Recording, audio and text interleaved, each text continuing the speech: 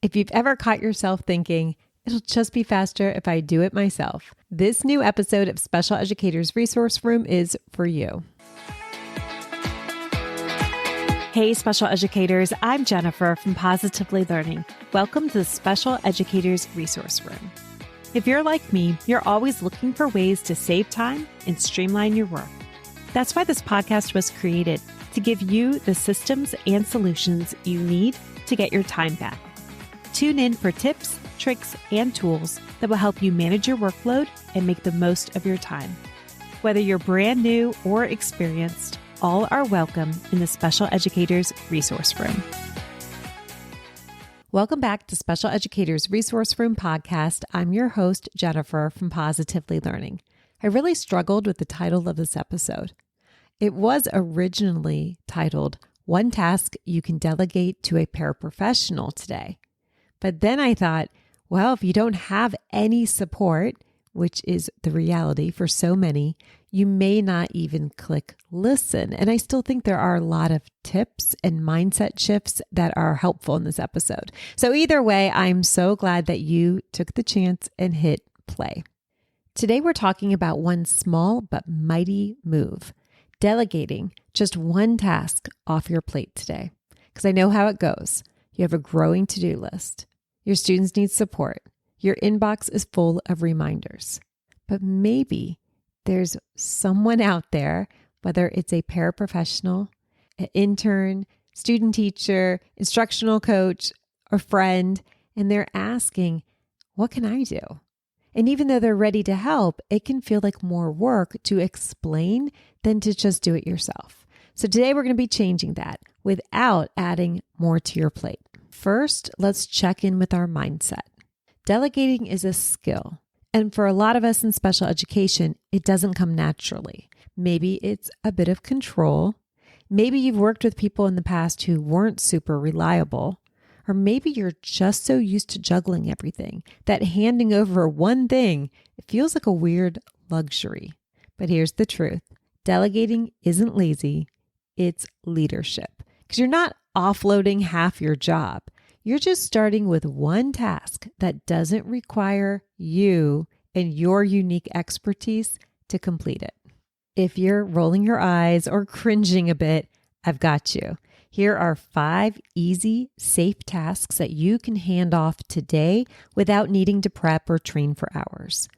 Number 1, prepping independent work. So think task boxes, file folders, work binders. This is Velcroing, cutting, organizing by level. Number 2, resetting independent work. So pulling finished work and restocking for the next activity.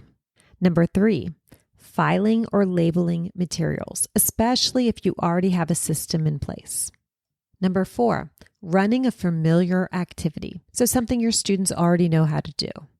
Number 5, recording data for skills that are clearly defined and observable. So think yes/no behaviors or task completion.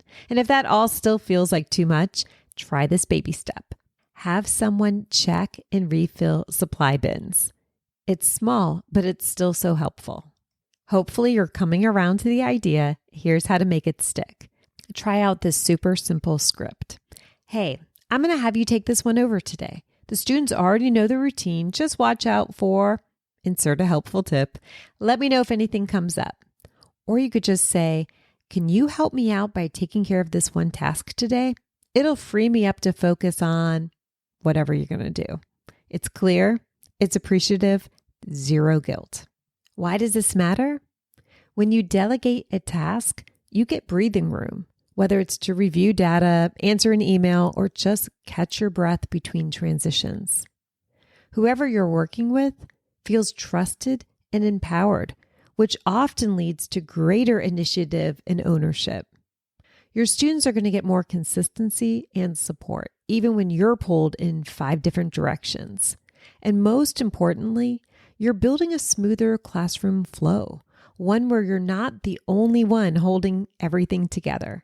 Delegation is one of those quiet leadership skills that doesn't always get talked about, but it's essential to surviving in this role.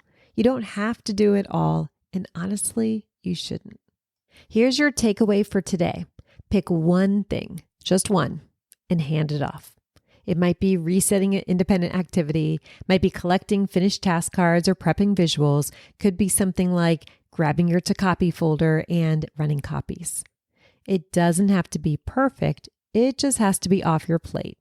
And then notice what changes, not just in your workload, but in the way your classroom feels when responsibilities are shared. If you're ready to start delegating, but not exactly sure how to set clear expectations, or if you've ever felt awkward asking a paraprofessional to take on a new task, I've got something for you. I'll put a link in the show notes to a paraprofessional training and expectations manual. It's going to help you clearly outline roles, routines, and responsibilities. It's editable and it's easy to use. You can grab the link to this binder in the show notes. Thank you for tuning in today and for being an educator who's not afraid to lead with both heart and strategy. You are here, you're looking for ways to strengthen your team and create smoother systems. You're not just holding it all together, you're building something that's going to last. And that is worth celebrating. I'll catch you next time in the Special Educators Resource Room. Thanks so much for tuning in, and I'm dying to ask, what'd you think? Be sure to hit the follow or subscribe buttons so that you never miss an episode. You can find the show notes and links for everything mentioned in this episode at positivelylearningblog.com. See you next week for more special education solutions.